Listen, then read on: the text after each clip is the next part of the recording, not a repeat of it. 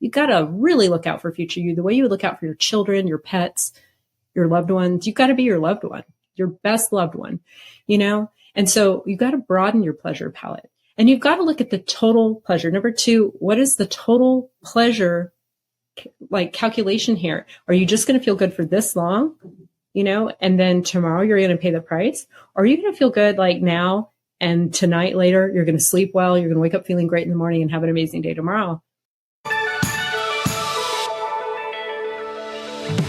Hello and welcome to the 6-Star Leaders Podcast. I am your host, Aveline Clark, and you're about to listen to another incredible conversation with an amazing human, all about how they are making a difference in the world using passion, purpose, and their alignment of their genius. It's going to be good. They always are. Enjoy.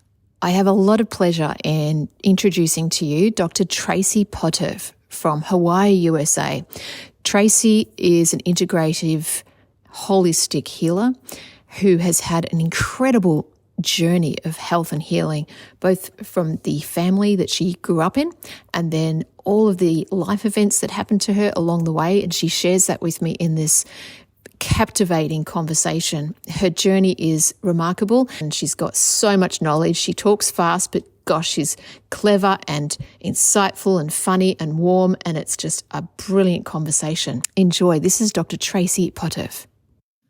Thank you, Traci. It's so lovely to have you here, and welcome to 6-Star Business Podcast. Thanks for inviting me. Thanks for coming. I when I saw the booking come through, I was really excited because we met quite a few months ago. I can't even remember how long ago it was, and I knew that having you on the show was going to be, a really great thing. So here we are, and you're in the US. I'm in Australia, of course. Early morning for me. It's probably late afternoon or early evening for you. But it's actually, I'm in Hawaii and it's almost 1 p.m. here. It's like 12:46 p.m. Oh. Yeah, isn't it weird? We're so much closer together, yet we're like a day apart. Yeah, it is. By the way, I'm in Thursday. You're in Wednesday. Yeah. Yeah. And, it's my Wednesday, your Thursday. Yeah. Yeah. Wednesday was a great day, by the way. Thanks for letting me know. I'll look forward to the rest of it. Well, let's get started. I'd love to learn more about you and for the benefit of our listeners. So please, can you tell us a bit about yourself? Like, where are you in the world? You've said Hawaii. Who do you serve and how do you serve them? Hey, okay. So my name is Dr. Traci Potterf. I often go by just Dr. Traci because my last name's a little unique and odd and no one ever knows how to pronounce it. And so, I work in functional health. So I'm a functional health. I call myself an anxiety detective. So I help professionals who are feeling overwhelmed by anxiety find and fix the hidden causes so they can feel at peace in their own skin and live a limitless life. And we have an anxiety epidemic. It's really bad. And there's a lot of misinformation about what anxiety even is. And one of the first things I'm going to say, it's not a disorder, it's a symptom. There's always something else underlying. And our minds and our bodies are not separate at all. Like, it's not even real. I mean, we can say mind, body, but they're so connected, just like your nervous system and your immune system are not separate, right? So, I started out as anyway, we'll probably get to that in a minute, but yeah. So what I want to do is help people figure out what's causing their anxiety. I see it like a smoke alarm. So if you have a smoke alarm, let's say your house is on fire. I don't wish that for anyone, but say your house is on fire and the smoke alarm goes off. And you just take the battery out of the smoke alarm. Did that put out the fire? Right? No, right? Your house will still burn down. So anxiety is a smoke alarm. It's your body begging for nurture. It's also how your brain says, ouch. So anxiety, depression, brain fog, fatigue, these are all ways your brain says, ouch. Very much like if you put your hand on a hot stove. And so we need to listen. And so when we just try to curb the symptoms, but we don't fix the underlying cause, then whatever's causing that will turn into other health conditions if it hasn't already. So that's something I want people to realize. You're not defective and you're not broken. It's not just some hereditary thing. Even if you've had anxiety your whole life, even if people in your family struggle with mental health issues, like every family struggles with mental health issues, to be honest, you can still do something about it. And I tend to work with a lot of business owners. That's a lot of entrepreneurs, professionals, executives. That's a lot of pressure. and you're trying to put this face to the world that you have it together. And if on the inside you're struggling, like that's hard, And so I really love helping people, business owners and, professionals really find the underlying causes and heal it so you can move on with your life and enjoy it. I'm so grateful that you're here, Traci. The timing of this conversation couldn't be more perfect. And I think, that will unravel naturally through this conversation. And I'm really looking forward to delving into more about what you do. And, but you've, I've met you before, and we've had on another podcast, and I know a bit about your background. But first of all, I just want to ask you, what do you like doing when you're not busy serving all these people and delving into health and helping to optimize health? It's very on brand for me. I love spending time outdoors in nature. Like I'm all about nature and working with the intelligence of nature to heal ourselves. So I love going hiking. I love being in the forest. I love dirt and bugs and rocks and birds and things like that. And I love going to the beach. I love moving my body. I love to dance. I love dance. I think it's one of the most healing things we can do. Even if you think you're bad at it, it doesn't matter. We have these bodies that evolved to move in all these like really fun, cool, fun, weird ways. And then we're just like sitting, standing, walking, lying down. And like our bodies are like, what the heck, And so we're very underused.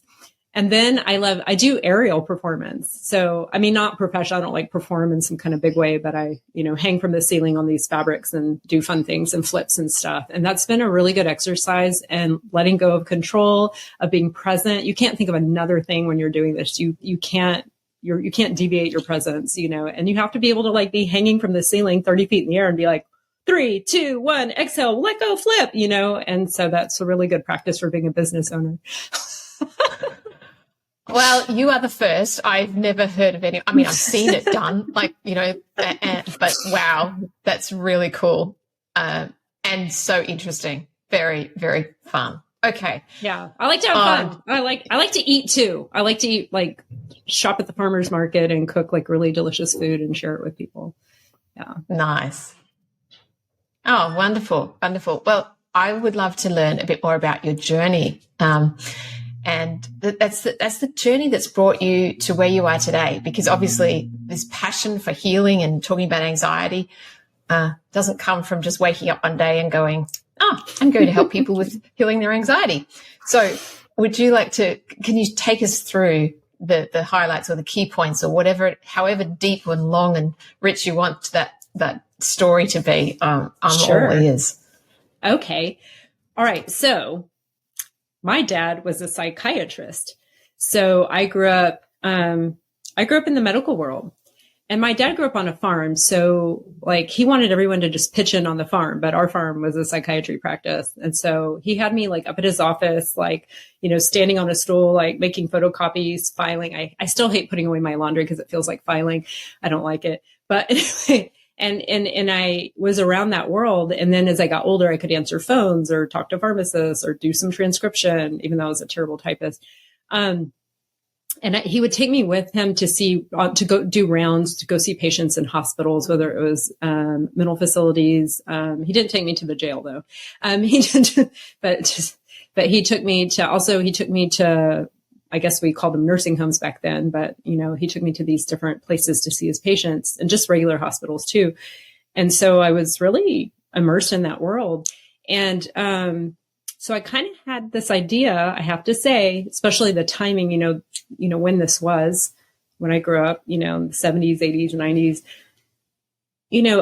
mental health was pretty stigmatized. So in my head, these people were crazy, and back then they would say you had a genetic chemical imbalance, and then you had to be on these medications the rest of your life. And so I felt bad for these people, but I felt like they were like kind of not like me, And then when I was 19, I had my first panic attack. And one thing I'll mention, my father's deceased. He had mental illness too. He had severe trauma he'd never addressed because he was too proud. And especially men, but everybody, no one in his generation was really given tools for that. He was beaten mercilessly, regularly. grew up poor, impoverished, didn't have enough food to eat. He was closet gay in rural Kansas at a time where he would have been beaten to death or put in an insane asylum. Back there, they put you in a mental institution for being gay. I had a friend whose dad was gay who worked in a mental institution and was hiding it. And there were people in there like him locked up just for being gay. That's the only reason. And so I didn't know this growing up. I found out later. He never admitted it to the day he died, but he was very messy about covering up his tracks. Like we knew. And then after he died, it came out really clearly.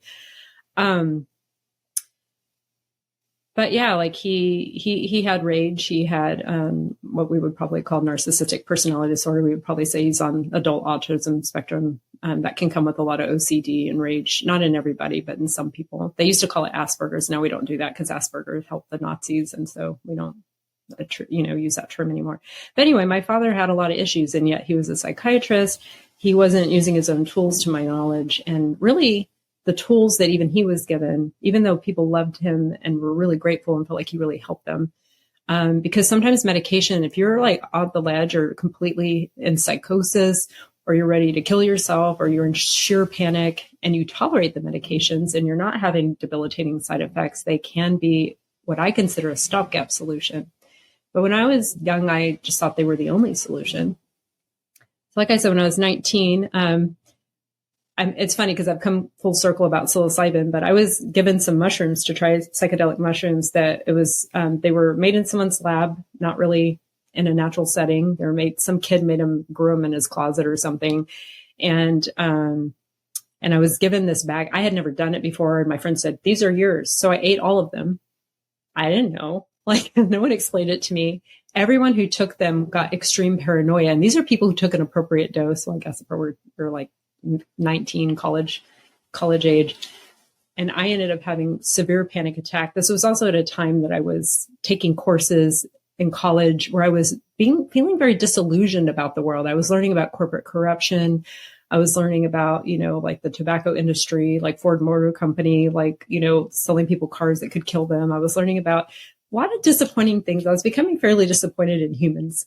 And I happened to, when I was on these, I was around someone who was a conspiracy theorist and he was feeding me all these dark thoughts that I was like, is this real or not? Is this guy paranoid or is this a real thing? And so I just, like that night, I went to a state of pure panic. Like I just had my first panic attack. Probably looking back, I'm sure I had some anxiety, overwhelm from, my father's psychological abuse, my father's mental illness, traumatized our whole family.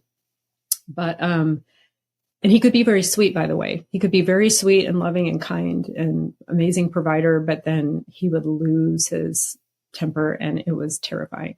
So I'm sure my nervous system was primed, and so when I did this very generous dose of mushrooms, there wasn't a good setting. There wasn't a good intention. The quality of the product wasn't good. The dose wasn't, everything about it was bad. I'd never meditated. I had never managed my internal world. Like I had no tools for what was happening inside of me. And not only did I have the panic attack that night, I woke up the next day and I wasn't, hallucinating or anything, but it was still there. The panic was there for weeks that turned to months. And then it would kind of come and go, sometimes worse than others. My father I actually hid it from my parents, like why I'd had it, but my dad offered me meds and something in me, I had them, but my mom brought them to me. My mom came and visited me. She was such a sweetheart. She got in the car the next day and drove to Austin, Texas from San Antonio, Texas. And I remember her taking me to lunch. And I just felt like the world was so dark and I couldn't see a positive outcome. I couldn't see my future. For the first of my life, I couldn't imagine a future that wasn't bleak. And my whole filter through which I saw reality was so dark and terrifying. And I was shaking. My heart was, beating. My tummy was in knots. I was just a mess.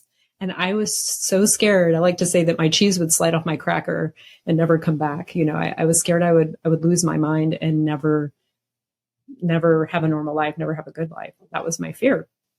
But something in me, and I'm not criticizing people who do take meds. They work for some people, not for others. I will say, I don't think they ever fix the root cause, but, looking back, I was eating complete crap. I had a lot of trauma I'd never dealt with. I was partying, like, you know what I mean? And so I was like, ready to burst and then put this thing in the mix and it just put me over the edge. anyway, it was a long journey back and forth. I, kind of would be better sometimes, worse sometimes. I was always trying to figure it out, never methodically, never with tools. I never had anyone to orient me or help me. I tried therapy. It kind of helped, but it didn't really fix what was happening in my body. And I eventually ended up, like, in grad school, by the way. Doing a PhD is really stressful. So is medical school, right? And a lot of things are stressful. A lot of professions are stressful. Law school, a lot of professions, right? So I thought there's something wrong with me, but now I realize it's statistically very common for people in advanced degree programs to have severe mental health struggles. And I was one of them. And so anyway, so this went on for years of me kind of in and out. But one thing I'd figured out at some point is changing my diet made a big difference. Like eating real food. I was studying anthropology. I was actually a medical anthropologist first before I did this. And I realized one of the things I noticed is that there was all this research showing that indigenous people, when they start living and thinking and, like us, eating like we do, developing all our habits, taking our medications, like doing the same things as us, they develop the same mental and physical illnesses as we have that they didn't have before. That's a big deal. That means something. And I realized, is this really a genetic chemical imbalance, or do we have a cultural problem? And what I realized is we have a toxic culture that has taught us to try to override nature, to bend it to our will, instead of, like indigenous cultures, learn about nature, revere nature, and everything is sacred, like even rocks and sticks and dirt, insects, and to really see that we're part of this whole oneness. And that when we work with the oneness, with the intelligence of it, we understand it on a deeper level, we revere it and honor ourselves as extensions of that, because we are nature. We're not separate from nature. We are nature. Our cells, our microbes, we're as much microbial as human. We get as much DNA information from microbes as from our human cells. We're symbiotic creatures, and we're extensions of all of existence. You tickle an atom on one side of the universe, it affects, it's like the butterfly effect. That original concept was thought of as really insane until, like, physicists, we had the technology to prove that's real. So I just started realizing that there's this merging of science and spirituality. I think that happens when you start looking at indigenous cultures, like traditional wisdom, spirituality, and really cutting edge advanced science that humans, we still have a hard time wrapping our heads around. Where at that intersection of those worlds, there are phenomenal solutions to things we're calling incurable, things we're calling genetic, things we're calling whatever. We're putting these medical hexes on ourselves. We have, one of the things I also learned as a medical anthropologist is that most, industrialized cultural medical systems, some are more open-minded than others, have a pharmaceutical bias. Now, I'm not saying you can never use a pharmaceutical or that all pharmaceuticals are bad or equally dangerous or whatever. And we're all bio-individuals. So some people tolerate things, other people don't. But the bias is we're always going to go straight, especially in the US. I don't know about Australia, but we're going to go straight for the pharmaceutical. You get a kid with ADHD, straight for the meds. You get a kid with depression, straight for the meds in that little developing brain. And we never mind what we're eating. Never mind environmental stressors, emotional stressors, never mind environmental toxins, never mind infections that people have. These are things that cause anxiety. People with hidden Lyme, people with toxic mold in their house, which is a big deal in Hawaii, Florida, anywhere humid or tropical. I don't know about you guys, but we have a lot of this here that goes undiagnosed. There are GI infections we can have that are so low grade, you don't have necessarily the obvious symptoms of, like, if you went traveling and got traveler's diarrhea, but something's just a little off. But that can cause, anything that causes inflammation in your gut will cause inflammation in your brain. And that's in addition to stress and overwhelm, so it's all this, all jumbled together. So what I started realizing in my own healing journey was that we're not living in a way that we evolved to live. We're not working with our evolutionary biology. And we don't have to go live in a forest and run around in a loincloth, although that did sound kind of fun to me. But there are things we can do in our daily lives to make changes, then they feel good. Here's the thing. When we do the things it takes to heal, it feels really good. And here's the irony. Most people are blocked by ideas. That's the big problem. Most people aren't healing something, especially anxiety, because of ideas that aren't even true. This is so fascinating. Did you start learning this just through courses? Did you do training? Like after you had that, the panic attack when you were 19, like or was this like a long journey of studying and learning? Yeah. And yeah, it was long. Like from the time I was 19, I actually was taking my nose itches. I feel like your nose itches extra on podcasts. Anyway, after being recorded. So yeah, like I was studying cultural anthropology as an undergrad. So I was starting to kind of catch the patterns, right? And then, I took a couple of years off. I lived in Spain, and in Spain, I was overweight at the time. I was about 50 pounds overweight, and I accidentally lost the weight just living in Spain for a couple of years. I lived there a year, came back, graduated from college, went back another year, and I accidentally lost 50 pounds, no diet. And I realized that's because we have a weight problem because of our culture. Now in Spain, they have weight issues because they've adopted so many of our bad habits. So, it's, so there was that. And then there was, when I was in grad school, my mom had Crohn's disease. Around the time I'm having these realizations, we were taking courses. There's something called critical medical anthropology, which is where you look at the politics and economics of science. Like how are people reaching for money and power? How is that shaping what we perceive of as true? Like who funds what science? Like, a lot of corporations there's bought and paid for science. They'll just fund a study. It'll be purposely shaped a certain way to lean it toward outcomes that are favorable to the company that's funding the research. This is classic. This happens all the time. That's bought and paid for science. That's and then there's just kind of mediocre science where you just kind of show up, do your job. And it's not very convenient to discover something that basically challenges assumed beliefs, like, say the earth is round. First person to say something like that really isn't well received. And they're very like tiny little discoveries like that happening all the time in science that are about cellular biology or, whatever, that people will discover something and realize, wow, everything we thought was true about methylation or whatever, actually it's not true. These methyl tags are permissive and restrictive. I know that may not make sense, but I'm just saying, then no one wants to hear that, right? So those people will often just kind of shove the inconvenient information aside just to kind of not rock the boat so they can go home to their families and have have a chill life or whatever. And then there's what I consider true science, where you want the truth no matter what. And there's not a lot of funding for that. It exists. There is funding and it's out there, and I dig it up. Like that's one of my jobs is I dig into science. I'm still a researcher. Every day I'm a researcher. I'm doing something different, but I'm using my degree every day.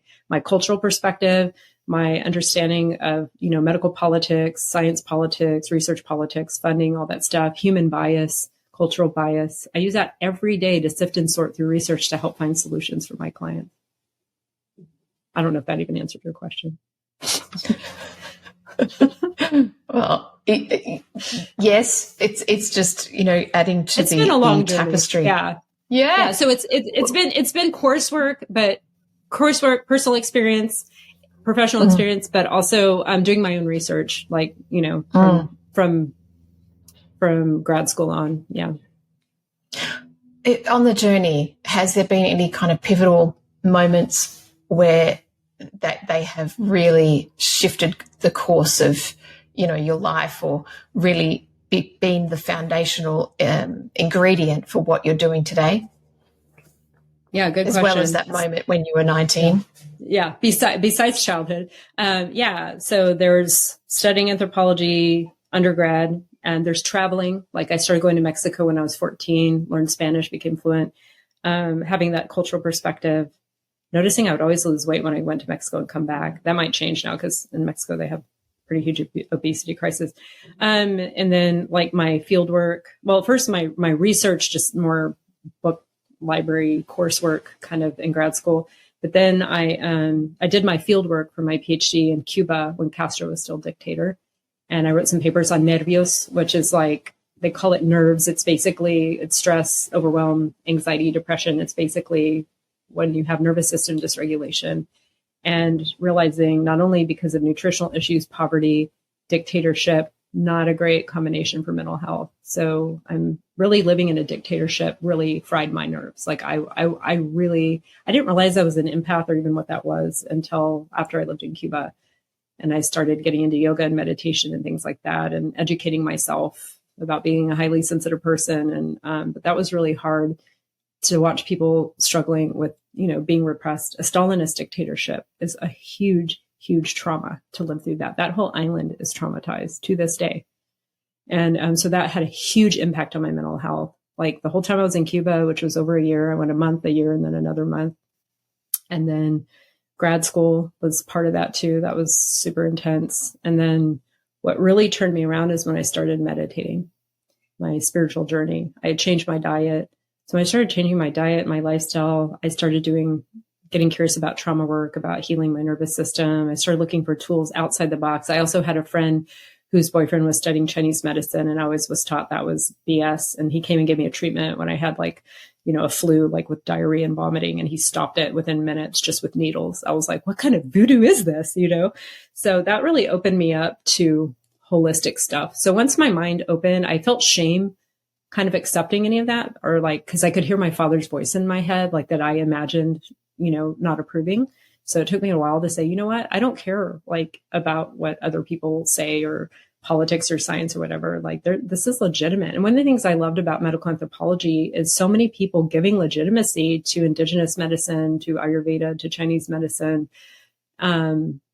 both scientific studies legitimating it, but also acknowledging that just because our Western tools don't understand it doesn't mean it's not real.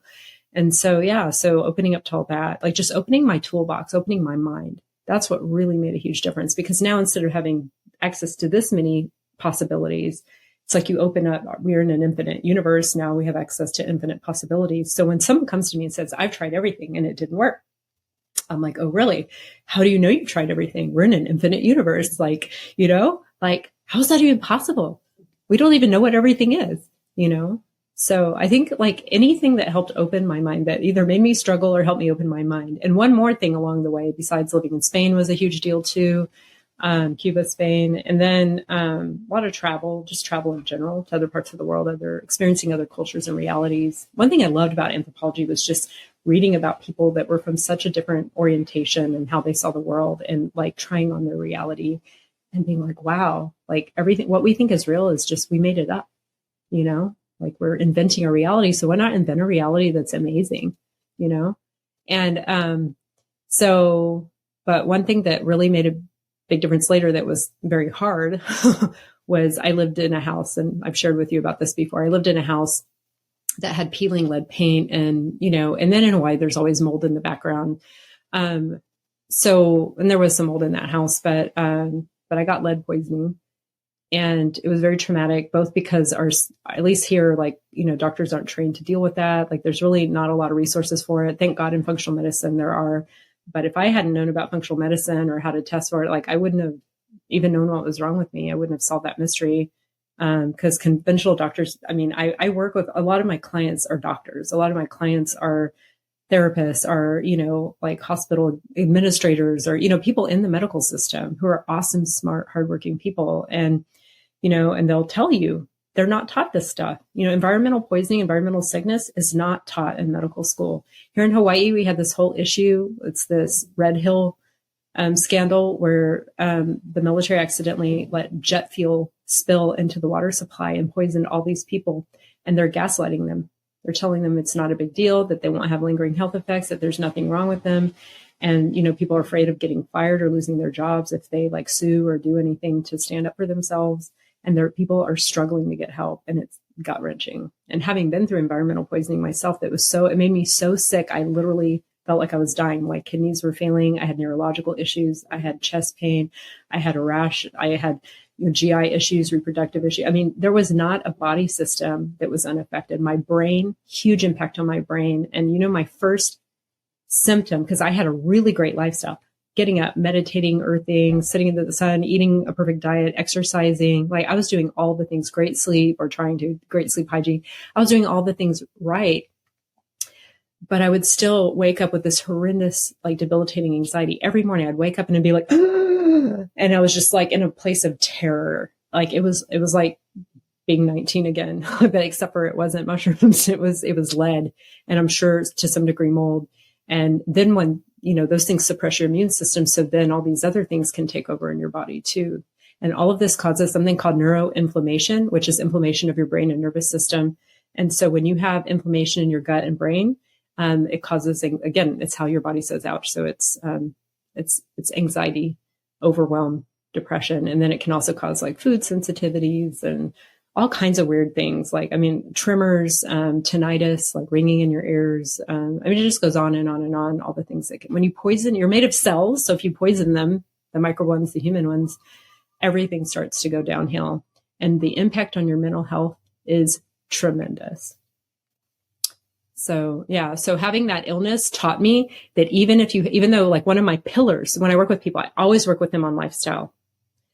I always do the functional health. We do advanced labs. We dig in, we find hidden health causes. But the third pillar, we find hidden health causes. And often we have to look at environmental toxins. We live in an increasingly poisonous world. People are blown away that when they get these things out of their body, how everything about how they experience reality changes, their perception of reality, anxiety, depression, overwhelm, like the same stressors that like are overwhelming and debilitating, like in daily life and work, suddenly become like, instead of being all up in your face, they're kind of out here now, and you can handle them, and you have a clearer head and you're more grounded.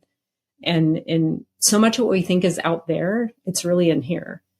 And so like, I like to say healing from cell to soul, because you're cleaning out your cells and helping your cells, but it's also doing the emotional work. So you do it top down, bottom up. Top down is how your mind affects your physiology, your body, and bottom up is how your physiology or your biology affects your mind, your emotions, your consciousness. So you have to do both. So that was a big lesson, that even if someone has a perfect lifestyle, if they have if they have hidden medical problems or, things that haven't been diagnosed, like thyroid disease or anything, there's so many things that cause anxiety that people don't realize. You've just said so much there that most people are probably just going, holy cow, what? Spin out. And it might take a little bit to process, like a day more, like many more. It's taken me 2 decades, so take your time. That's right. Yeah, take your time. This is 2 decades of Traci's life that she's just sharing in a very condensed, soundbite here in this conversation. So, but something came to me as you were talking. As you were saying, there's so many different things that can cause anxiety, depression, and I think without people having this knowledge that you do, we have such linear thinking. And if I look at this from a business owner perspective, the business world, and I look at the people that I know in business, and some of them have, talked about being stressed and anxious, and they don't have the tools that you do. They don't even have the understanding or perspective that it could be anything else but just the things that are in front of them. It's like, A plus B must equal C. But they're not realizing that there's actually D, E, F, G that's going on, H, I, J, K, the whole alphabet, right, to get to Z. So what you're presenting is that, hey, step back. There's actually a lot more at play here. And what we think might be causing our stress, like it could be our partner or, there's something else wrong. It could be something completely beyond our current perception. It could be environmental toxins. It could be our past traumas. It could be the crap that we're putting in our bodies and not living in alignment with nature and all of that combined. Yeah. And a whole lot more. And a whole lot more. Someone I'm just falling more and more in love with his work over the years is Gabor Mate. And when I first heard him talking about like indigenous culture versus modern culture, I was like, who is this man? And like how he came out with a book recently called The Myth of Normal. And this is something I've been talking about for so long. Like my whole career is like, we think all these mental and physical health struggles, all these diseases, this overwhelm, this stress. We think it's normal. The weight gain, the debilitated aging, the being disabled at younger and younger ages, now we're having a shortening lifespan, right? But the quality of life diminished, right? We think it's normal. It's common, unfortunately, but it's not normal. Like what we think is normal, nature's not that cruel. We're the ones being cruel to ourselves, and we think it's normal. And then we want to fit in because we're tribal creatures. So it's understandable. We want to do what everyone else is doing because we're like, we're wired for that. But it's so odd. What do you do when you're a tribal creature in a culture that has been overtaken? Speaking of dictatorships, let me just say this first. I think money's fabulous. I'm fine with people having corporations and companies and making money and having profits. I think that's fabulous. But when you throw human beings, the planet, like our culture, under the bus, just to save a little extra money so you can make a little more profit when you're already rolling in it, how can you live with yourself? That's not necessary. And when we have boundaries around that, we decide that's not okay. We get innovative and we find ways. So instead of being either or, it's yes and. Instead of saying we either make profit or we're the good guys, you can say, how can we make an amazing, profitable business and still be in integrity? There's a way, I guarantee you. Just like you can heal your body. I call it healthy hedonism. You can heal your body and live in a state of extreme pleasure. Like you can eat food that's pleasurable and you can have a lifestyle that's pleasurable and you can do things that are pleasurable and you can feel so good and you get more total pleasure than when you're like, eating this pharmaceuticalized food. We're like, oh, I'm going to get a sugar rush and then I'm going to crash and have brain inflammation and depression, anxiety and be grumpy and fight with my partner. And what, how much pleasure is there in that? Like, I think everyone needs to do a pleasure inventory. Two things. One, what is your pleasure palette? If your pleasure palette, the way you're getting pleasure in life is just from things that give you like a cheap thrill in the moment, but they damage your cells in your brain and your emotions within hours later, 2 to 12 hours later, and then cause disease and early demise and disability, like how many of your pleasures are truly supporting you mentally, physically, and emotionally? There are so many things that feel good that are good for you, but we fetishize it's alcohol, sugar, tobacco, whatever the things are, right? Bad porn, not porn that teaches you how to actually be an amazing lover, but just bad porn. We fetishize all these things that are really like terribly destructive when there are so many things that aren't, that feel good. And they feel good because they serve us. That's how nature talks to us, right? So we need to learn the difference between pleasures that are destructive pleasures that feel good now and hurt future you. You got to learn to love your future self. You got to really look out for future you, the way you would look out for your children, your pets, your loved ones. You've got to be your loved one, your best loved one, And so you've got to broaden your pleasure palette and you've got to look at the total pleasure. Number two, what is the total pleasure like calculation here? Are you just going to feel good for this long, and then tomorrow you're going to pay the price? Or are you going to feel good like now and tonight later, you're going to sleep well, you're going to wake up feeling great in the morning and have an amazing day tomorrow? That's more total pleasure. So if you're really a hedonist, you like to feel good, then you're going to go for like the long-term pleasures. Here's the trick. We are so stressed. We are in these brain states that are something called limbic system dominant, meaning that primal, like mammalian emotional brain takes over, and something called your amygdala. There are these two little parts of your brain that they're the size of almonds. And these little parts of your brain are like, me feel good now, me feel safe now. And so they just care about now and me, now me. Not future me, just now me. And so in a way, the amygdala is amazing because it knows about molecules that are poison. It knows about pathogens like microscopic critters that are poison. It remembers people that you don't feel safe with. It remembers smells that you don't feel safe with. Like it has the whole world recorded in safe versus unsafe. That's an amazing survival tool.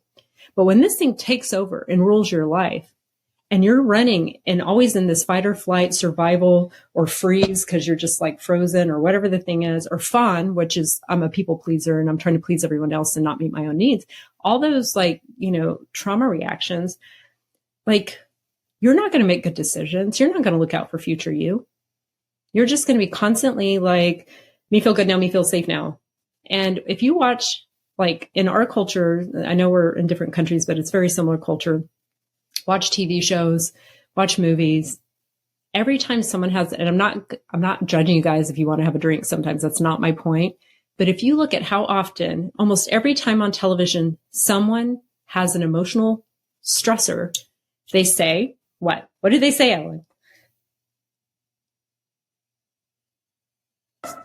You're asking me about TV that I don't watch. Okay, they don't. No, but okay, like in a movie. Yeah. Oh, what yeah, do people say? Well, they just go, I need a drink. I need a drink. It's like, yeah, I need a drink.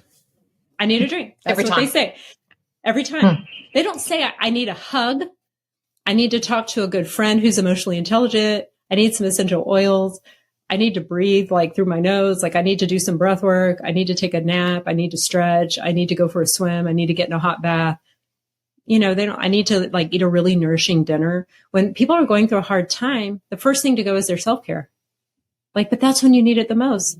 Like if you're caretaking parents or someone's in the hospital. And this was something I was challenged by when my mom, almost died and was in the hospital. Like I was really struggling for my self-care. I didn't eat. I've been eating healthy for so long. I didn't eat I didn't go buy, fast food or anything. But, I really was able to have a new level of empathy for caretakers and people who are just completely overwhelmed and how hard it is to take care of yourself and regulate your nervous system and make time for that. And I would come home and I love Spanish sheep cheese. And I don't eat too much of it because it's, I don't want to overdo it. But I came home and I was just so stressed. I would take a big, my mom would get it at Costco. So I don't know if you guys have that there, but anyway, she would take a big chunk of that stuff. I would take a big chunk of it and I would melt it in a toaster oven I would just melt cheese and eat it with a fork because I think I wanted protein and fat and I was trying to feel grounded or something and I would just eat melted cheese by the fork load, just because I don't know. And it was like, that felt good. So then I did it again the next night and the next night. Of course, it affected my sleep eating that late at night. Right. So anyway, what I want to say, the reason I'm telling you all this is not just so you can imagine me eating melted cheese with a fork, but it's like our brain states shape our decision making. And then our decision making creates our brain states. So when we're stressed out, we make decisions that hurt our brains and our nervous systems and our tummy, our guts, and, we hurt ourselves. Then we're going to create brain states that continue to hurt ourselves. And sadly, it's often not until people are completely debilitated by disease, by a life-threatening disease, or they're just struggling. They're in so much pain from anxiety or whatever, depression, that they're finally, and depression's tricky because it's not very motivating to do something. Like anxious people are a little more action oriented. And if you're struggling with depression, you know what I mean? It's hard to motivate yourself to do something about the depression. Right. So yeah, it can become a vicious cycle. And then when you go to get help, if you ask any psychiatrist, it's not just my dad. I have friends who are psychiatrists who are amazing people. But when you ask them, what tools they were given in medical school to help people, it's mostly just pills or then send them to a therapist for psychotherapy. And a lot of psychotherapy is still talk therapy, which I'm not saying you can't talk about your problems, but that's not going to fix the trauma in your body. So there are trauma-informed therapists that have really amazing tools for a lot of this stuff that I love. But I feel kind of bad for, I have a friend who just finished, his residency in pediatric psychiatry. And he's just they're now starting to address the psychosocial, whatever factors of anxiety, depression, mental illness. But at the end of the day, our toolbox is still pills and send them to a therapist, which, by the way, so many therapists have waiting lists or are not taking any new patients anymore. I don't know about there, but here it's a problem. People are having trouble getting care. And then the care they get may or may not be effective. So I want to revolutionize how we're thinking about mental health. I want to revolutionize how we think about self-care and how we think about business and profitability and integrity, and our relationship with nature. And those may sound like separate topics, but to me, they're all the same thing. When we realize that we are these genius extensions of nature and that we're all connected and that what hurts other people hurts you and what hurts you hurts other people. And we realize that we really need to, all of these symptoms, all of our symptoms are requests for nurture. And we learn to prioritize that. And a lot of this will self-correct. A lot of it will heal itself. I like to say, this is not based on a study. this is just my intuitive numbers pulled, but I would like to say that 80% of my clients get rid of 80% of their anxiety with like lifestyle change, including sleep and food and other things, movement and mindfulness practices. And I teach people tools too. There are all kinds of cool tricks for how to, like, things you can do with your breath, your eye movement, your awareness, like what you focus on in your body. There are all these things you can do. They're like self-healing superpowers. There are things you can do that will actually change your biology in just a matter of seconds or minutes, like anywhere between 5 minutes and 15 minutes, you can completely achieve a huge state change, even if you're completely ramped or overwrought or whatever the thing is, or exhausted.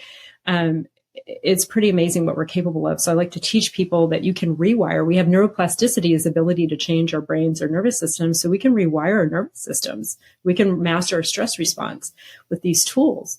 So I find that most people, when they have the stress mastery or the stress response tools, the rewiring tools, and I help them get good sleep. A lot of my clients have horrible insomnia. I help them enjoy eating delicious food that feels good to them without feeling no calorie restriction or like you can't eat fat or whatever. Like I just help people find what works with their biology, with their inner genius. Pretty much they get rid of their anxiety. I would say about 80% of people get rid of 80% of their anxiety with just those changes. That aren't that many changes. I mean, and then the rest of it is usually some kind of hidden health problem. Like they have some kind of metabolic problem, hormone problem, environmental toxic burden, metal fillings. I'm going to say this. I'm going to try to remember to say this on every podcast. If you have metal fillings, mercury fillings in your mouth, you got to get them out with someone who knows what they're doing. They have to use a dental dam and a vacuum. If they say they don't need that, go somewhere else. Got to get those mercury fillings out, especially if you have anxiety and nervous system stuff, like really seriously, like, or depression or whatever. Got to get those things out. They can cause migraines, fatigue. Like I can't tell you how many people I've worked with that had migraines, fatigue, all kinds of GI issues, whatever, like just horrible panic attacks, depression, severe ADD, ADHD, and then getting those things out of their mouth. And then we did things to prepare their body. You have to do it. Get someone to help you. Like, don't just start trying to chelate metals out of your body without knowing what you're doing. That's dangerous, and don't do it. It's like trying to do surgery on yourself. Don't do it.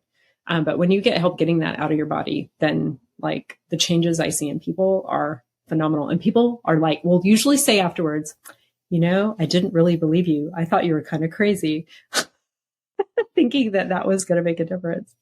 I'm like, I know it sounds nuts, but it's true. Well, it's the crazy ones that are often the genius, right, Traci?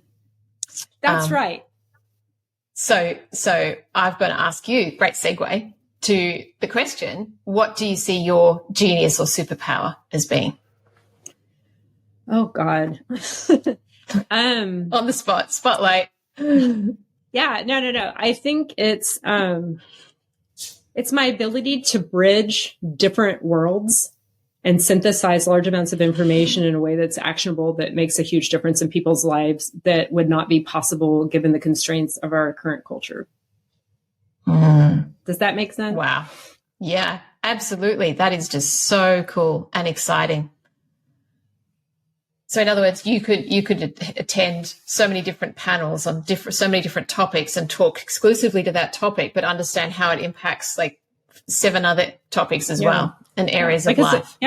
Because my clients we're looking at psychiatry, neurology, cellular biology, like gut microbiome science. We're looking at neuroplasticity. We're looking at, I already said psychology, but also spirituality, meditation, mindfulness, mind-body science, like taking all these different disciplines and cobbling together in a way, because we're whole people. And we have like, our medical system here is like, you go to the cardiologist, the GI doctor, that you just carve people up like a turkey or something into all these different parts and send them to all these specialists. And there's nothing really addressing the whole person. And I know that sounds cliche sometimes. And then sometimes you get people who like are like, integrative health practitioners, and not everybody's good at their job. Like you have amazing integrative practitioners and not so good ones. And then Western doctors are really good, open-minded, cutting edge at the edge of research doctors that are excellent. And then they're the ones who are just good at winning popularity contests, but they're not that good at patient outcomes, or some of them are just terrible altogether. So it's like, people need to really shop around. But anyway, I digress. But yeah, it's a double-edged sword because I'm able to see all these different connections, but then I have a very non-linear brain. So I go in all these circles. It's very circuitous, but it's all connected. Yeah. In other words, just stay in for the ride. You'll come back to you'll come back eventually. Yeah. But I love seeing how everything's connected because everything is connected. And I get like a rush or a high really when I start to see like, oh my God, like I remember the day I learned that the vagus nerve modulates cytokine storms. So remember cytokine storms are what, or, people's own immune systems were killing them with COVID. Right. And so, when I realized, the vagus nerve is what calms you down. So I realized, if you have a dysregulated nervous system, then you're going to have more of a risk of a severe case of not just COVID, anything, or autoimmunity or whatever. So the more I learn about how everything's connected, and there's an elegance to how everything's connected, there's a beauty to it. It all comes back to, like, this is going to sound cheesy, but I'm telling you, it all comes back to love and nurture, honoring sacredness, all these things that like traditional cultures have held near and dear. It all comes back to that. When we let that be the guiding star of our lives, like what happens, what reveals itself to us, like what the true nature of reality that reveals itself is epic. And it quells so much fear and overwhelm about being a human. Being a human is not easy. I'm telling you, it's gorgeous and amazing and magical in so many ways. And it's terrifying and overwhelming. Like it's everything. It's all the things. And I think when we let like love and nature's intelligence, which to me, nature, God, you guys, I respect all different beliefs except for people who like hurting other people. I think that's okay. I'm not okay with that. But beyond that, I'm really open-minded about different people's beliefs. But I really feel like nature, the universe, God, I call it the Godiverse, whatever you want to call it. I think it's all the same thing. We're quibbling over semantics, but we're talking about the same thing. And I think that is a beautiful thing. It doesn't mean we don't have challenges, but I think the underlying essence of it all is really beautiful. I love that you've brought that up, Traci. It's come up quite a lot in my conversations of late, especially in the last 12 months. And more people I feel like there's a return to our true essence, nature, identifying that we're not just these beings in boxes that operate in isolation, irrespective and separate to everything around us, because we are not separate from everything around us. And I think more people are starting to understand that. And the knowledge and the wisdom you have about this is just mind blowing. It's so comprehensive. I could get you back for a series on all different topics, I think. I'm really keen to understand how you see the current state of people in business. So the entrepreneurs you work with, people that are serving others, what's the biggest challenge that they have, and how can they overcome that? I'm so glad you asked. I was hoping we would get around to that in the last few minutes. Here's the deal. We have this delusion of productivity, and we have a culture that first tells us to throw ourselves under the bus for productivity, for money, for success, as if they're opposite things. And the thing is when our brain is optimally functioning, when we're grounded, when we're in a place of love and connectedness and tapped into our intuition and our logic, and we're grounded, we are the best business people ever. Our ability to make money goes through the roof. It becomes unlimited. And also our relationship to time. One of the things I like to teach in one of the modules I do with my clients on the nervous system, because I work with so many professionals and business owners, is that we have this sense of time where we're trying to speed up and cram more things in to somehow be efficient or productive. But that's actually biologically unwise. Because and I have a speedy brain and I've had to really work on this. And so I like to all the practices of like walking meditation, of slowing down your breath, slowing down your movement. I notice myself saying, I'm going to go to the bathroom really quick. Why do I have to go to the bathroom really quick? Most of the time I don't. There might be I'm trying to catch a plane, but if I'm not doing that or late for a meeting, I don't have to go to the bathroom really quick.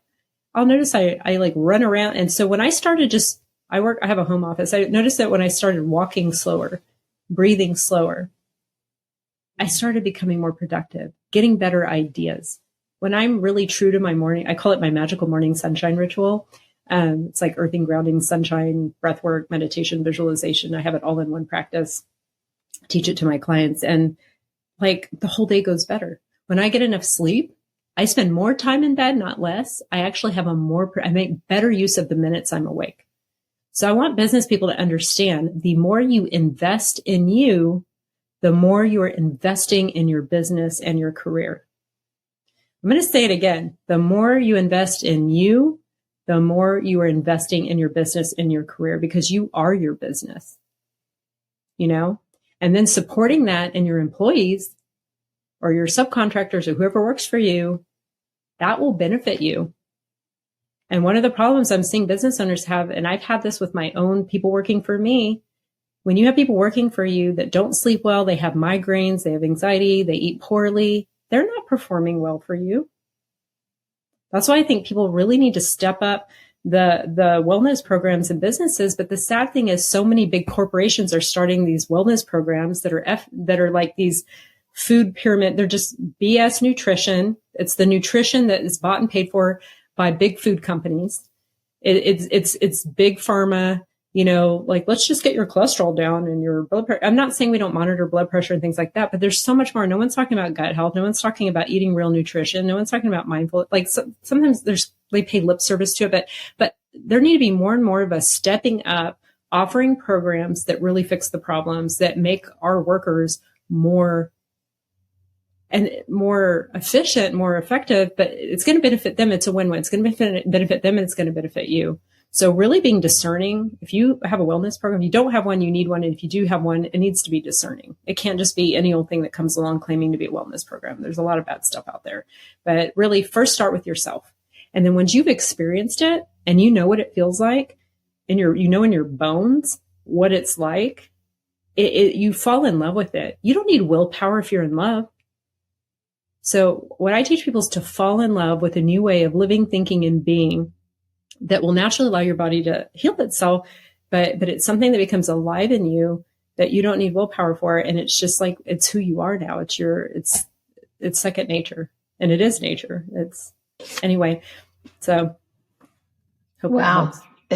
Absolutely. There's so much there. I realize we're sort of coming towards the end, and there's so many more things I want to ask you, but we're going to have to do a part 2. Sure. I'd love to. Yeah. Okay. This question. Okay. What does 6-star mean to you? I think what I just said, 6-star is, I'm going to keep adjusting this thing. 6-star is when, instead of taking have you ever tried to take a shortcut, but it ended up being the long way? You were in the grocery store and you got impatient and changed lines, and then you saw the people in the old line get through faster. I think a lot of times we do these things we think are taking shortcuts, not eating well, not meditating, not exercising, shaving some time off our sleep, squeezing people who work for us, pushing them harder in a way that doesn't serve them, whatever. All these things we think are productive. That's not a 6-star business. I don't care how much money you make. That's like a 1-star business. And to me, a 6-star business is a business that lives in integrity and believes that it's not either or, it's yes and. I can have my integrity and my wellness and my nurture, and I can have a thriving, kick-ass business that makes an impact on the world while I'm enjoying financial abundance. To me, that's a 6-star business.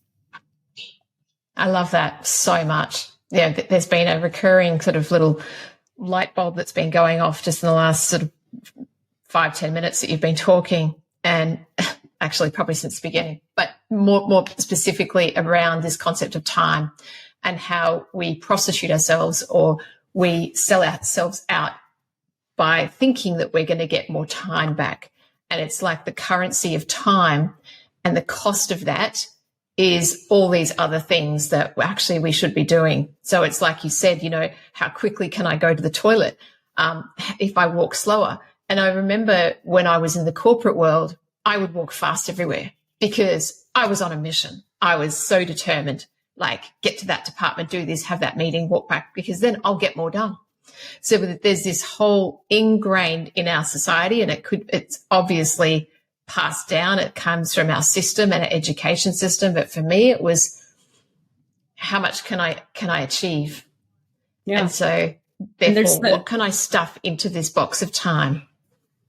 And there's the Protestant work ethic that was basically where, European monarchies would tell, peasants that they're meant to sacrifice in this life and they'll be rewarded in heaven. And that's how they made slaves of the peasants. And that's how they, got all their taxes and money to like be rich and rule and wage wars and all this other stuff. And it's like, we're still in it. I don't care what religion you are. In this like modern industrialized Western culture, that lives on. And there are other cultures that have that whole mentality as well. The Europeans were the only ones to think of it, right? So yeah, what I'm still wrapping my head around this. I know it's true. I'm still training my nervous system that when I slow down, I actually have more time. It's completely counterintuitive, but when the slower we go, when I lived in Spain, people said that Napoleon used to say, dress me slow, I'm in a hurry. And not a man I really look up to, but when you're rushing, you get clumsy and whatever. And when you slow down, you're more intentional, purposeful, wise. And instead of having to go all over here, you just go to here. And also you have better mental and physical health as a result. So it's a win-win-win-win-win. Do you have any advice for someone listening to this who's like, I do that. Oh, crap, I do that too. Oh, my God, where do I start?